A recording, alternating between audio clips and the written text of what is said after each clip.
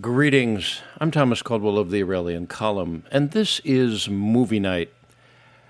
I had planned this morning to do another review of a classic.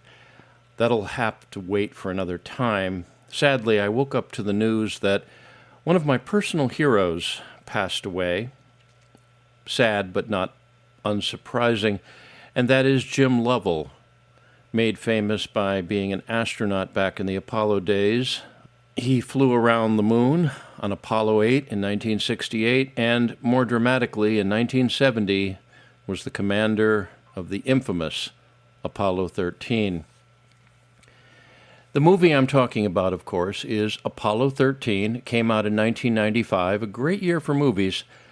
It was directed by Ron Howard and starred Tom Hanks, Kevin Bacon, Bill Paxton, Gary Sinise, and Ed Harris. Now, those of you who've heard me over the years know that I'm a big history guy, and the history of the American space program is something I'm considered somewhat expert at. And I was alive back in 1970, although I was in the second grade, or was it the first grade, so long ago, when Apollo 13 had its rather nasty bit of misfortune and became what we called the successful failure. Now, Hollywood has a way of doing things that make them more dramatic, but it was pretty hard to make this non-dramatic, even though in real life the guys that were in the Apollo space capsule that had an explosion that killed its oxygen supply, those guys did it by the book, and they were there for a reason. They didn't panic. Now, the movie itself is based on a book that was co-written by Jim Lovell called Lost Moon. I'd recommend it. I haven't read it for some years, but it was a pretty good narrative of what actually happened. Now, the movie itself, by Hollywood standards, is pretty accurate, very accurate. I'm not going to point out all the little things there that are not accurate that might ruin it for you. Alls I will say, though, is Gary Sinise, who played Mattingly, who was bumped off the mission because of a measles situation, if he was standing as close to the Apollo Saturn V stack when it launched, he would have been blown into jelly, but I'm not going to get into that too much. It was a very accurate movie.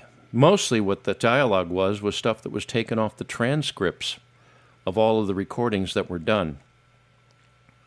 Dramatic it was. It shows something that when Americans especially are given, or at least at that time in history, were given a problem, they can solve it. When we were kids, we were told to expect them not making it back. Really. They were given a 15% chance of survival. I remember in school, I was being taught by my teachers something called My Weekly Reader, where we were told about the upcoming mission to Falmora, where they were going to drill into the ground, and we were told about the mission in great detail before it was launched, and after it was launched, well, they were preparing we little ones for some very bad news. Now, the research done in this movie was amazing. The technical detail was superb. And it was so good that there was a follow-up series done on HBO, which I strongly recommend as well, called From the Earth to the Moon, which is hosted by Tom Hanks as well.